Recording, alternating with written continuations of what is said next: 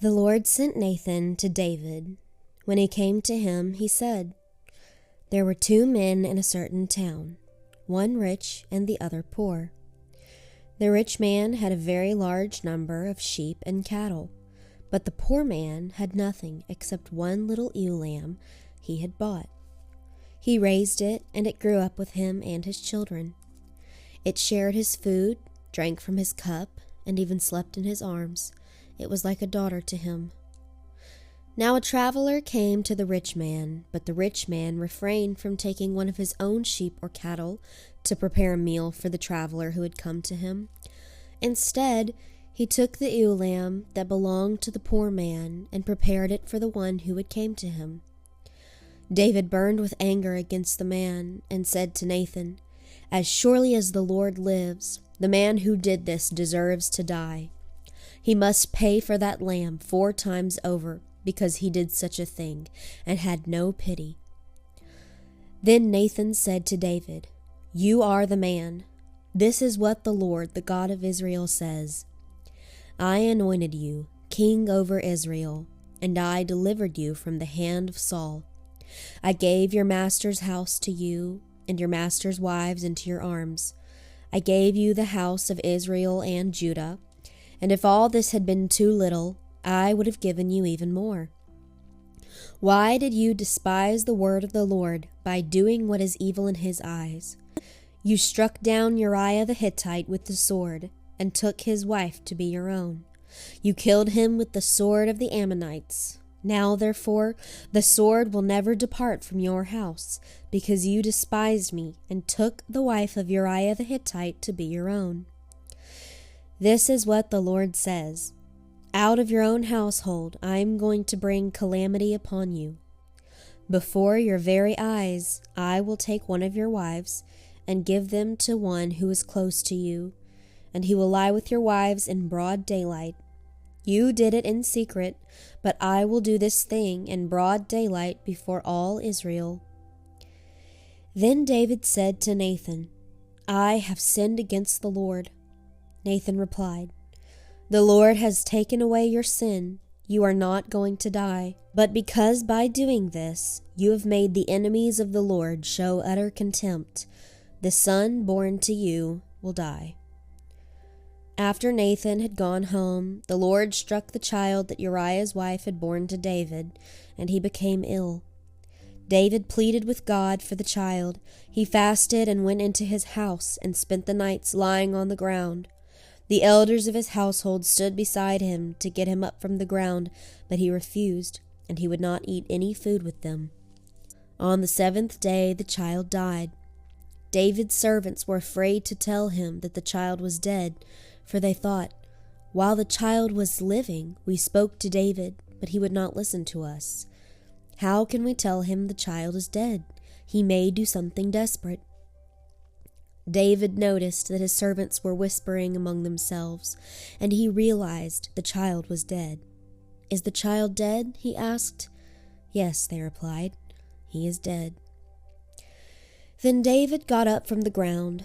After he had washed, put on lotions, and changed his clothes, he went into the house of the Lord and worshipped. Then he went to his own house, and at his request they served him food, and he ate. His servants asked him, "Why are you acting this way? While the child was alive, you fasted and wept, but now that the child is dead, you get up and eat."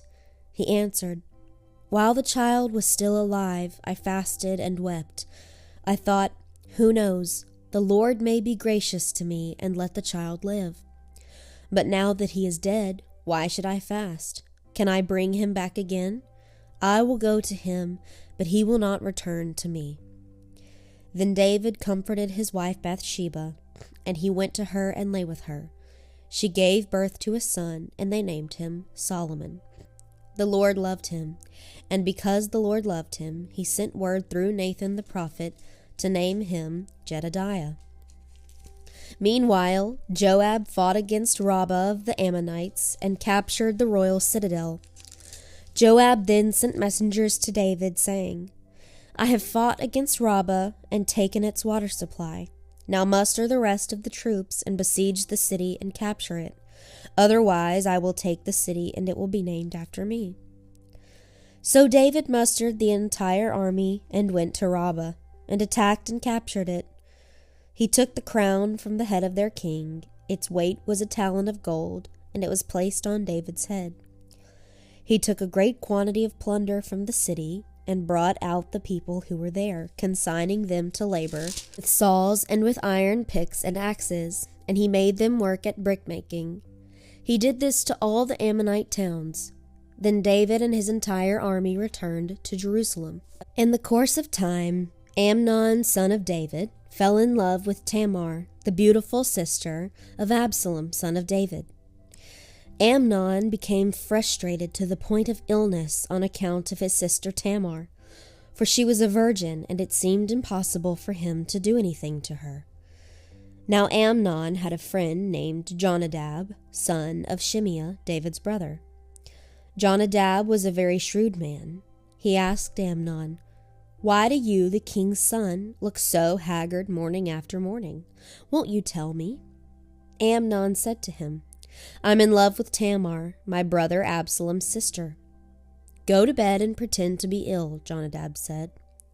"When your father comes to see you, say to him, 'I would like my sister Tamar to come and give me something to eat. Let her prepare the food in my sight, so I may watch her and then eat it from her hand.'" So Amnon lay down and pretended to be ill.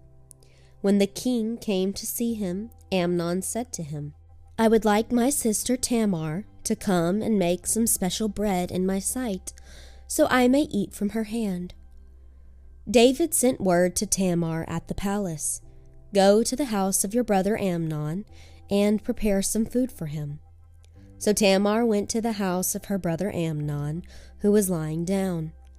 She took some dough, kneaded it, made the bread in his sight, and baked it.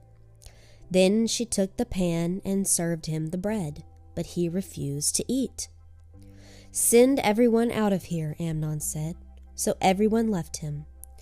Then Amnon said to Tamar, "Bring the food here into my bedroom, so I may eat it from your hand." And Tamar took the bread she had prepared and brought it to her brother Amnon in his bedroom. But when she took it to him to eat, he grabbed her and said, "Come to bed with me, my sister." "Don't, my brother," she said to him. "Don't force me. Such a thing should not be done in Israel. Don't do this wicked thing. What about me? Where could I get rid of my disgrace? And what about you? You would be like one of the wicked fools in Israel. Please speak to the king. He will not keep me from being married to you." But he refused to listen to her, and since he was stronger than she, he raped her. Then Amnon hated her with intense hatred. In fact, he hated her more than he had loved her. Amnon said to her, "Get up and get out." "No," she said to him, "sending me away." "No," she said to him, "sending me away would be a greater wrong than what you have already done to me." But he refused to listen to her. He called his personal servant and said, "Get this woman out of here and bolt the door after her." So his servant put her out and bolted the door after her.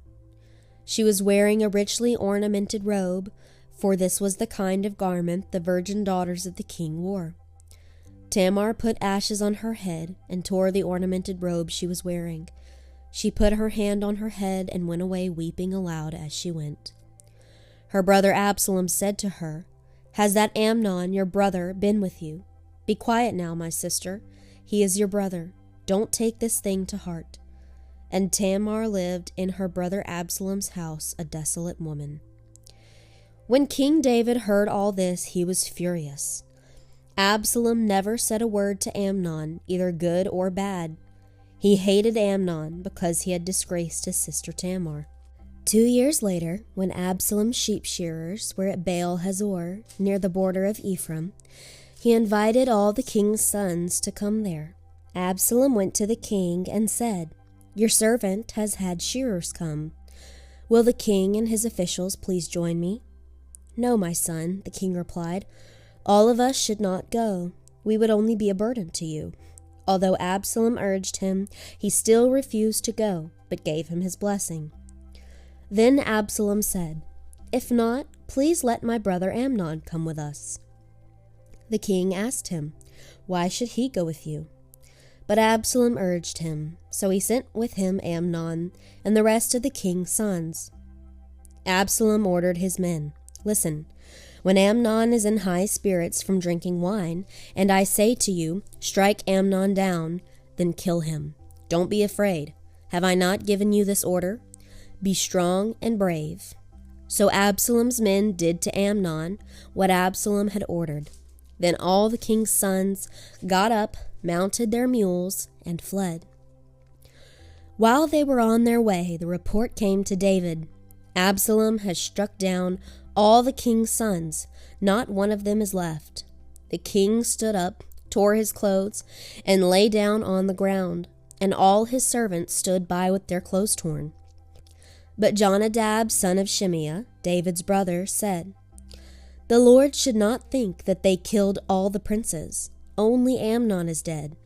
This has been Absalom's expressed intention ever since the day Amnon raped his sister Tamar. My lord the king should not be concerned about the report that all the king's sons are dead. Only Amnon is dead." Meanwhile, Absalom had fled. Now the man standing watch looked up and saw many people on the road, west of him, coming down the side of the hill. The watchman went and told the king, "I see men in the direction of Horonaim, on the side of the hill." Jonadab said to the king, "See, the king's sons are here. It has happened just as your servant said." As he finished speaking, the king's sons came in, wailing loudly. The king too and all his servants wept very bitterly. Absalom fled and went to Talmai, son of Ammihud, the king of Geshur. But King David mourned for his son every day. After Absalom fled and went to Geshur, he stayed there for 3 years, and the spirit of the king longed to go to Absalom, for he was consoled concerning Amnon's death.